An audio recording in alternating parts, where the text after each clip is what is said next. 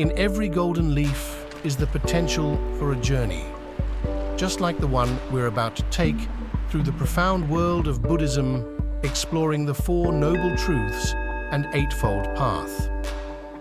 Join us as we unfold the pages of an ancient tradition that has mastered the art of inner peace. Ready to explore the truths that have captivated minds for centuries? At the core of Buddhism are teachings that have the power to transform lives. Let's uncover these truths together. It all starts with the Four Noble Truths, the foundation of Buddhist understanding. It's important to know that the Buddha was not a god or a deity. He was a human, just like you and I. The first noble truth is Dukkha, often translated in English as suffering. Any type of dissatisfaction is what we are referring to when we look into the first noble truth. Suffering is universal, touching every life, but why do we suffer? The second noble truth is Samudaya, which is often translated as the origin or cause of suffering. Desire, attachment, ignorance, these are the roots. Can we untangle them? The third noble truth, or Nirodha, translates that there can be an end to suffering. Imagine an end to suffering. It's possible. But how? Stay tuned to discover the path.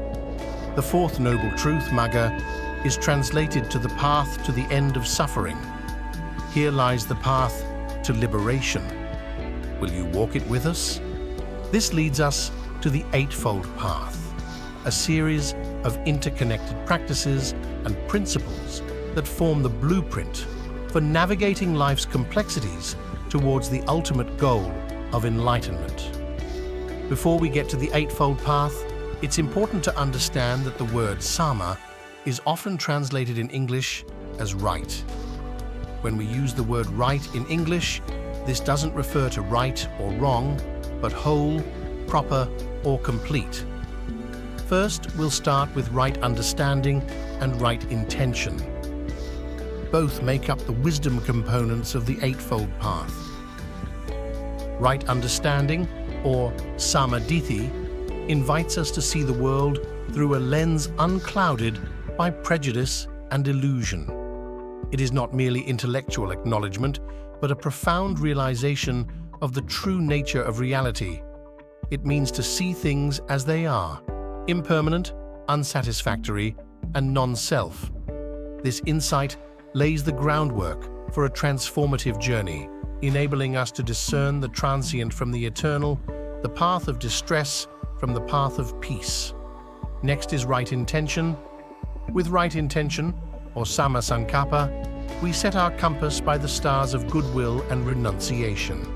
It is the commitment to ethical and mental self-improvement. This intent blossoms from the seeds of compassion and empathy, guiding our motivations so that we may act not out of selfish desires, but for the greater good of all beings. It is in this noble intention that we find the strength to relinquish the shadows of malice and greed. Next, we'll cover right speech, action, and livelihood, which cover the ethical part of the Eightfold Path. First is right speech. Right speech, samavaka, is the art of communication that is truthful, harmonious, and beneficial. It involves speaking with a conscious purpose to uplift rather than degrade, to unite rather than divide. It is the practice of mindful speaking, where every word is chosen with care, and our language becomes a bridge between hearts and minds. Following right speech is right action. Samakamanta is the embodiment of ethical conduct.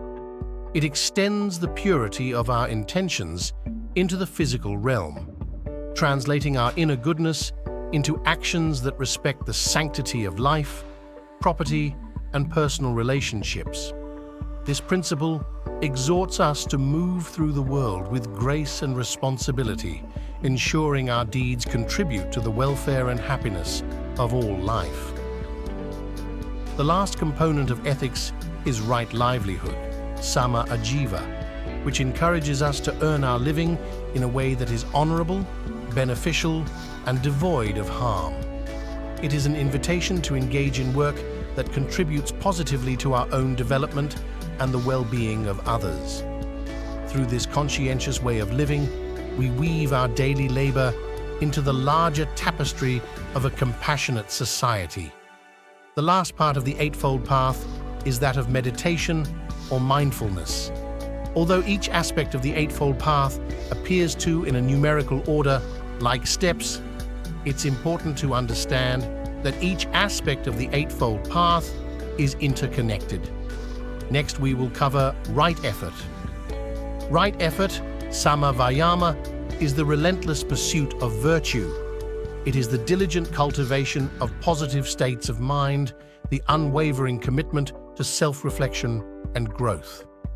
This effort is not sporadic, but a sustained endeavor to refine our thoughts, words, and deeds, ensuring that our energies contribute to the spiral of ascension towards spiritual maturity. Following right effort is right mindfulness. Right mindfulness, samasati, is the practice of complete awareness and presence in the moment. It is the keen observation of our thoughts, feelings, and sensations, without judgment. Through mindfulness, we become intimate observers of our own existence, cultivating an awareness that is both panoramic and penetrating. Finally, right concentration, sama-samadhi, is the practice of focused attention that leads to deep states of meditative absorption, known as jhana.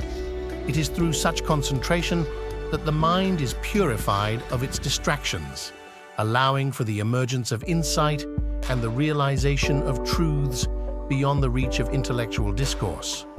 Each of these steps, though distinct, is deeply interwoven, creating a tapestry of practice that, when followed with dedication, can lead to profound inner transformation and the ultimate liberation of nirvana.